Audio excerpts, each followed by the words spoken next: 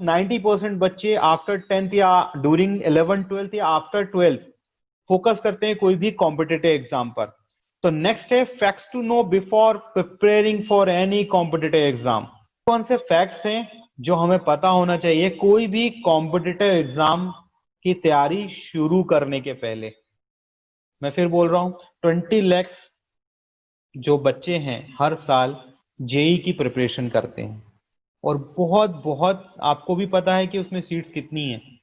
तो यहाँ पर जो कैलकुलेशन है कि हमारे अंदर क्या पोटेंशियल है, क्या स्ट्रेंथ है और क्या वीकनेस है, ये बच्चे को पता है, बच्चे के पेरेंट्स को ही पता है। लेकिन अगर उसका लॉजिकल स्किल, अभी मैं यहाँ पर आपको अलग अलग स्किल्स बताने वाला हूँ, लॉजिकल स्किल अगर उसका टॉप 3 में नहीं है, they are 8 type of skills, 8 प्रकार के स्किल होते हैं, उसमें लॉजिकल जो है वो एक स्किल है जो पढ़ाई के काम आता है। अगर वो हमारा स्किल टॉप 3 में नहीं है तो कॉम्पिटिटिव एग्जाम की तैयारी कैसे की जाए और उसको कैसे मैनेज किया जाए वो आपके लिए बहुत इंपॉर्टेंट है। इंटेलिजेंट क्वेश्चन का स्तर यानी कि आईक्यू जानना बहुत जरूरी है, क्योंकि आप रैशनली कैसे थिंक करते हैं, लॉजिकली, क्योंकि जब कॉम्पिटिटिव एग्जाम की बारी आती है तो वहां पर हमको टाइम मैनेजमेंट भी करना है, सेल्फ मैनेजमेंट भी करना है, जो आगे के पॉइंट्स में मैं बताने वाला हूं। तो रैशनल थिंकिंग और लॉजिकल थिंकिंग जो है वो बहुत जरूरी है। नेक्स्ट पॉइंट जो है is very important in the current era, emotional question and adversity question. EQ आप जानते हैं, adversity means pressure taking capacity. आप देख रहे हैं कि अभी की जो सिचुएशन चल रही है, EQ और AQ IQ से ज्यादा यूज हो रहे हैं in this corona pandemic situation. So आपको अपना EQ, अभी EQ और AQ क्यों इंपॉर्टेंट है, क्योंकि जब भी आप एग्जाम में परफॉर्म करते हैं तो IQ से ज्यादा EQ और AQ परफॉर्मेंस को इंप्रूव करते हैं। कोई क्वेश्चन देखा और अगर वो नहीं आता है तो माइंड में टेंशन हो जाना मींस आपका अपने EQ और AQ पर कोई कंट्रोल नहीं है। तो यहाँ पे ऊर्जा काउंसलिंग और ट्रेनिंग में हम आपको कुछ ऐसी टेक्निक्स बताते हैं जिससे आप अपने EQ और AQ पर कंट्रोल कर सकते हैं। फॉर एग्जाम्पल, एक बहुत छोटी सी एक्सरसाइज है कि हमको राइट हैंड को आगे की तरफ फॉरवर्ड करना है, आगे की तरफ घुमाना है, और लेफ्ट हैंड को पीछे की तरफ मूव करना है। ये बहुत छोटी सी एक्सरसाइज है, मींस राइट हैंड को आगे की तरफ फॉरवर्ड डायरेक्शन और लेफ्ट हैंड को बैकवर्ड डायरेक्शन में। और जब हम इसको साथ में करेंगे तो शुरू में हमसे नहीं हो पाएगा, लेकिन विद इन 1 वीक प्रैक्टिस हम इसको कर पाएंगे। EQ और AQ इससे बैलेंस्ड होता है। तो ऐसे बहुत से टेक्निक्स होते हैं, specially student neuro linguistic programming, जो आपको सीखनी चाहिए अगर आप कॉम्पिटिटिव एग्जाम की प्रिपरेशन कर रहे हैं तो। नेक्स्ट जो है वो है कॉम्पिटिटिव एग्जाम में डिसीजन मेकिंग जो है वो बहुत इंपॉर्टेंट है। और आपका डिसीजन मेकिंग स्किल कितना है, हर एक व्यक्ति का अपना डिसीजन मेकिंग स्किल होता है, अलग अलग टाइप के होते हैं। आपका कौन सा टाइप का है उसके अकॉर्डिंग। फॉर एग्जाम्पल, अगर आप क्विक एंड करेक्ट डिसीजन लेते हैं तो बहुत अच्छी बात है। आप क्विक एंड लेट डिसीजन लेते हैं तो आपका कॉम्पिटिटिव एग्जाम में आपको परफॉर्मेंस पे वर्कआउट करना पड़ेगा। आप यहाँ पर रॉन्ग बट क्विक लेते हैं तो भी वर्कआउट करना पड़ेगा, एंड रॉन्ग एंड लेट लेते हैं तो फिर तो 100% वर्कआउट करने की जरूरत है। तो आपका डिसीजन मेकिंग किस कैटेगरी में आता है, किस क्वाड्रेंट में आता है, ये बहुत जरूरी है। इसके लिए आप पर्सनालिटी टेस्ट जो है उसकी मदद से आप अपना डिसीजन मेकिंग स्किल जो पता कर सकते हैं। DMIT टेस्ट है उससे पता कर सकते हैं, वो मैं आपको डिटेल अभी आगे बताऊंगा। लेकिन इंपॉर्टेंट क्या है कि हम अब 5th फैक्ट्स पे आ रहे हैं। हर पर्सन का जो है मोटिवेशन लेवल अलग अलग होता है। टोटल 4 टाइप के होते हैं। पहला टाइप का जो होता है वो सेल्फ मोटिवेशन, उनको पढ़ने का बोलना नहीं पड़ता है, वो अपना पूरा फोकस जो है पढ़ाई पर रखते हैं। सेकंड टाइम के उनको हफ्ते में 2 से 3 बार पुश देना पड़ता है, धक्का लगाना पड़ता है पढ़ने के लिए। थर्ड और फोर्थ टाइप में एक काउंसलर की और एक ट्रेनर की और एक पेरेंट्स की बहुत ज्यादा मेहनत जो है वो हो जाती है। तो यहाँ पर आपको बहुत जरूरी ये चीज देखना है कि बच्चे का मोटिवेशन लेवल कितना है। 4 टाइप की अपनी अलग अलग स्ट्रेटेजीज हैं कि कब कब पुश चाहिए, सेल्फ पुश कैसे डेवलप किया जाता है, ऐसी कौन सी हैबिट डेवलप करें जिससे मोटिवेशन लेवल बना रहे। Pressure taking capacity specially competitive exam में ये हमने देख लिया कि किस टाइप की प्रेशर टेकिंग कैपेसिटी और उसको कैसे इंप्रूव किया जाए, ये बहुत जरूरी है। कॉम्पिटिटिव एग्जाम के बाद परस्यू करने के बाद प्रोफेशनल सेटिस्फेक्शन देगा या नहीं, ये बहुत इंपॉर्टेंट है। देखिए, कॉम्पिटिटिव एग्जाम की पढ़ाई जो है वो टोटल एक डिफरेंस है, फिर कॉम्पिटिटिव एग्जाम क्रैक करने के बाद जो हम कोर्स में पढ़ने वाले हैं वो कुछ अलग पढ़ाई है, और जो प्रोफेशन में जो हम करने वाले हैं प्रैक्टिकल, वो थर्ड स्टेज है। तीनों में अलग अलग नॉलेज सेट रिक्वायर्ड है। तो आपको पहले से चेक कर लेना चाहिए कि अगर हम इस पर्टिकुलर प्रोफेशन में जाने वाले हैं तो उसके बाद हमको कौन कौन सी एक्टिविटी परफॉर्म करना चाहिए, इसका एनालिसिस पहले से कर लेना चाहिए। कॉम्पिटिटिव एग्जाम के लिए गोल सेट करना ये बहुत इंपॉर्टेंट है। गोल सेटिंग आज अगर आप यहाँ पर स्टूडेंट हैं या पेरेंट्स हैं तो स्टूडेंट्स को गोल सेटिंग आना ही चाहिए अगर वो कॉम्पिटिटिव एग्जाम की प्रिपरेशन कर रहे हैं तो। लास्ट टू बहुत इंपॉर्टेंट कि कॉम्पिटिटिव एग्जाम प्रिपरेशन के लिए सेल्फ मैनेजमेंट और टाइम मैनेजमेंट सीखना। और इसके बाद जो लास्ट है वो बहुत इंपॉर्टेंट है कि लर्निंग मेथड्स, 3 टाइप की लर्निंग मेथड होती हैं। बच्चे का कौन से टाइप का लर्निंग मेथड है अगर ये पता किए बगैर, जैसे बच्चा अगर हमसे क्वेश्चन पूछता है कि मम्मी या पापा मुझे याद नहीं हो रहा है, तो हम क्या बोलते हैं, बार बार पढ़ लो या फिर बार बार लिख लो।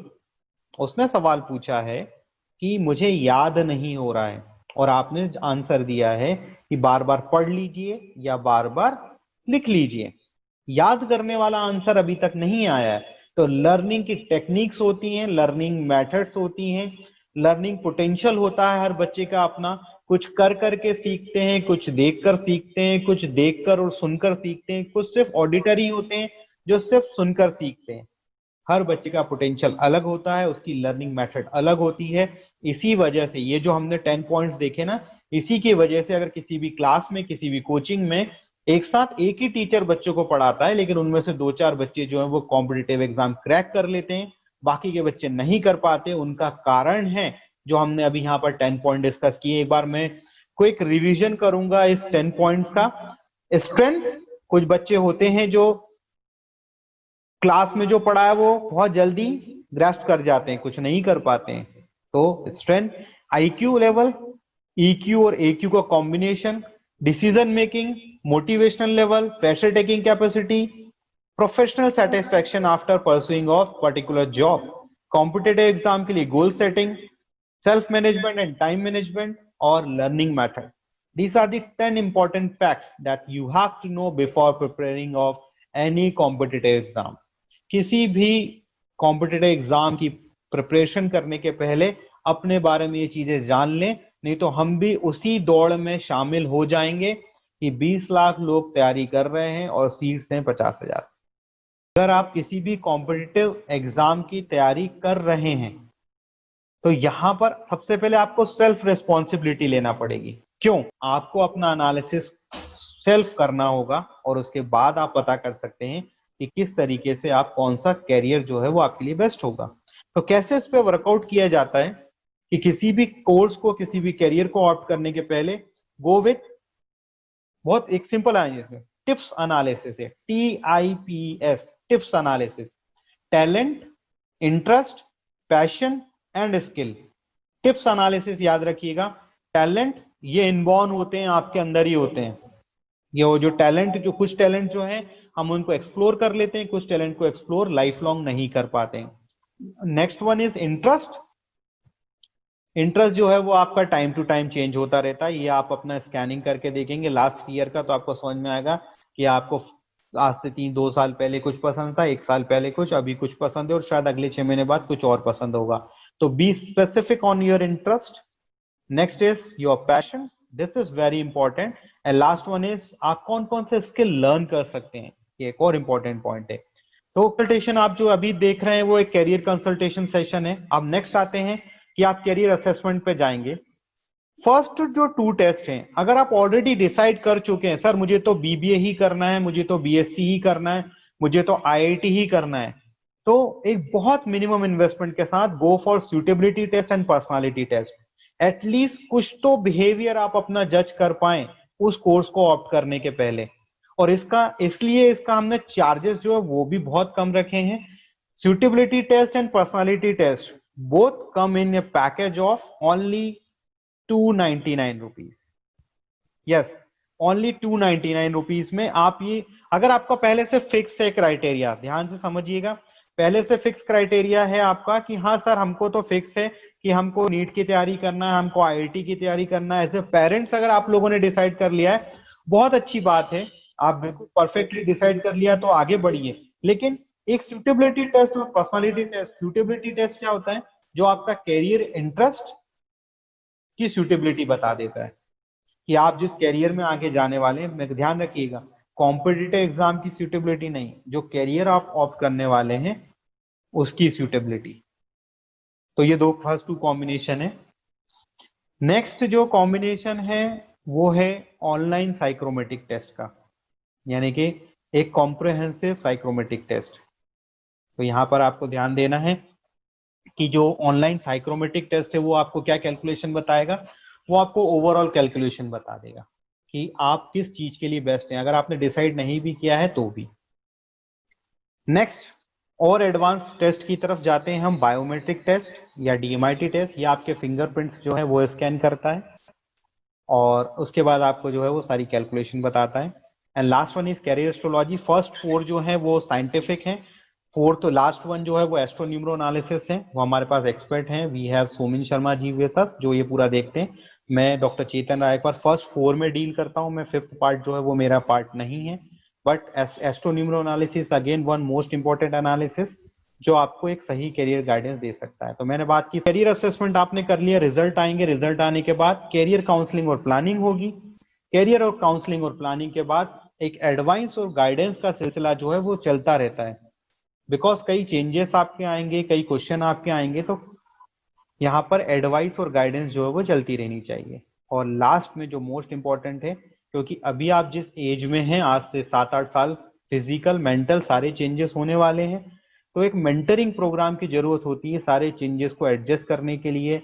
अगर आप फॉर एग्जांपल इंदौर या इंदौर से बाहर या फॉरेन में पढ़ने जा रहे हैं तो कौन कौन सी चीजों का आपको ध्यान रखना चाहिए। एज ए पेरेंट बच्चों की कई चिंताएं होती हैं कि कैसे अपना ध्यान रखेंगे, खुद को संभाल कैसे पाएंगे। तो एक मेंटरिंग प्रोग्राम, और आप देख ही रहे हैं आजकल ऑनलाइन सिस्टम के संग आप कहीं पर भी हैं, पहले भी हम लोग लास्ट 2 ईयर से ये मेंटरिंग प्रोग्राम ऑफलाइन और ऑनलाइन मोड में चला ही रहे हैं। बट अब प्योरली ऑफलाइन मोड हम लोगों ने उसमें बंद कर दिया है, मेंटरिंग प्रोग्राम जो ऑनलाइन मोड के साथ ही हमने लॉन्च किया है, तो आप इसको भी प्लान कर सकते हैं। तो ये था मेरा सारा कुछ जो कैलकुलेशन है। एट लास्ट मेरी रिक्वेस्ट है, आप किसी भी कोर्स किसी भी कैरियर ऑप्शन के साथ जा रहे हैं, but go with the suitability and personality test. Affordability भी है इसमें और कहीं ना कहीं कि आपको एक गाइडेंस मिल जाएगा, हम नहीं 100% मिलेगा, बट हम एटलीस्ट 30-40% तो अश्योरिटी के साथ आगे बढ़ेंगे। So that's all from my side. आप लोगों ने यहाँ पर आकर अपना टाइम दिया, बहुत ही, क्योंकि टाइम ही एक ऐसी चीज है जो सबसे प्रीशियस है। सो आपने यहाँ पर आकर अपना टाइम दिया, उसके लिए बहुत बहुत धन्यवाद, थैंक यू सो मच।